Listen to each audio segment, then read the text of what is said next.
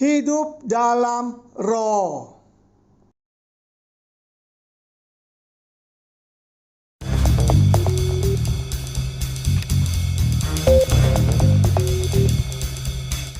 Hai, Tuhan bersamamu. Selamat jumpa kembali dengan Cuap-Cuap Kawan Katolik Awam. Apa kabar Bapak dan Ibu, kakak adik, saudara-saudara, teman-teman dan rekan-rekan semua? Semoga baik adanya, sehat dan bahagia.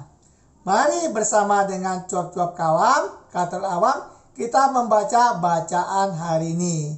Sebelumnya ingatlah untuk memberikan like, komentar, dan share kepada yang lain sehingga mereka dapat membaca dan mendengarkan bacaan hari ini serta mendapatkan juga berkat belas kasih dari Tuhan. Mari kita hening sejenak sebelum kita membaca. Inilah Injil Yesus Kristus menurut Lukas bab 13 ayat 10 sampai 17. Pada suatu kali Yesus sedang mengajar dalam salah satu rumah ibadat pada hari Sabat. Di situ ada seorang perempuan yang telah 18 tahun dirasuk roh sehingga ia sakit sampai bungkuk punggungnya dan tidak dapat berdiri lagi dengan tegak. Ketika Yesus melihat perempuan itu, ia memanggil dia dan berkata kepadanya, "Hai ibu, penyakitmu telah sembuh." Lalu ia meletakkan tangannya atas perempuan itu dan seketika itu juga berdirilah perempuan itu dan memuliakan Allah. Tetapi kepala rumah ibadat gusar karena Yesus menyembuhkan orang pada hari Sabat. Lalu ia berkata pada orang banyak, "Ada 6 hari untuk bekerja. Karena itu datanglah pada salah satu hari itu untuk disembuhkan dan jangan pada hari Sabat." Tetapi Tuhan menjawab dia katanya, "Hai orang-orang munafik, bukankah setiap orang di antaramu melepaskan lembunya atau keledainya pada hari Sabat dari kandangnya dan membawanya ke tempat minuman? Bukankah perempuan ini yang sudah 18 tahun diikat oleh iblis harus dilepaskan dari ikatannya itu karena ia adalah keturunan Abraham?" Dan waktu ia berkata demikian, semua lawannya merasa malu dan semua orang banyak bersukacita karena segala perkara mulia yang telah dilakukannya. Demikianlah sabda Tuhan, terpujilah Kristus. Setelah mendengarkan sabda Tuhan, mari Bapak dan Ibu, kakak dan adik, saudara-saudara, teman-teman, dan rekan-rekan semua bersama dengan Cuap-Cuap Kawan Katolik Awam, kita mendengarkan renungan yang dibawakan dalam misa harian oleh Romo RD B. Hardi Jantan Dermawan, Paroki Alam Sutera Gereja Santo Laurentius.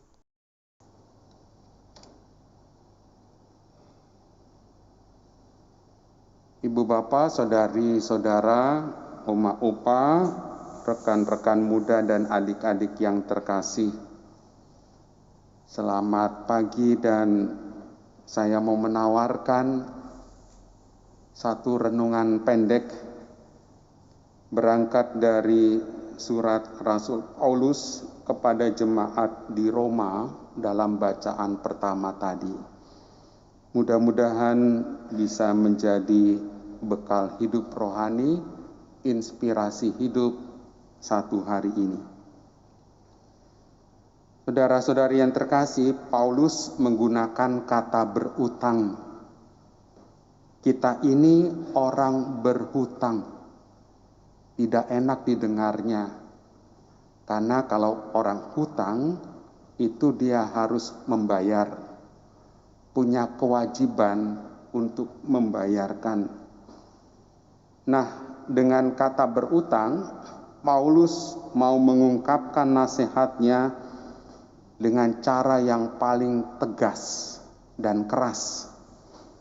Jangan sampai orang-orang yang percaya kepada Kristus hidup dalam kedagingan, hidup dalam hawa nafsu jasmaniah belaka. Kata berutang adalah sebuah kiasan yang menunjukkan kewajiban seseorang untuk memenuhi tanggung jawabnya. Jadi kalau orang berutang kemudian tidak bayar, ya bagaimana rasanya? Nah, kewajiban membayar utang itu bukan kepada daging, melainkan kepada roh. Maka Paulus memberi nasihat, hiduplah di dalam roh, bukan hidup dalam kedagingan. Dalam bahasa Ignatius, Santo Ignatius, Paulus mau mengatakan discernment, pembedaan roh, roh baik, roh buruk. Di dalam mengambil keputusan-keputusan yang penting di dalam hidup, bukan roh kedagingan, tetapi roh baik, roh dari Allah sendiri. Maka jangan biarkan emosi meledak-ledak, lalu mengambil sebuah keputusan. Pasti keliru, pasti salah. Karena apa? Karena berangkat dari roh kedagingan, bukan dari roh Allah. Tenangkanlah diri, carilah waktu dalam keheningan, berdoalah. Itulah hidup dalam roh. Itulah tanggung jawab kita sebagai anak-anak Allah. Itulah kewajiban kita membayar hutang kepada Allah. Saudari-saudara yang terkasih, andai keputusan hidup berdasarkan roh, bukan kedagingan, itu berarti kita menyertakan doa-doa kita.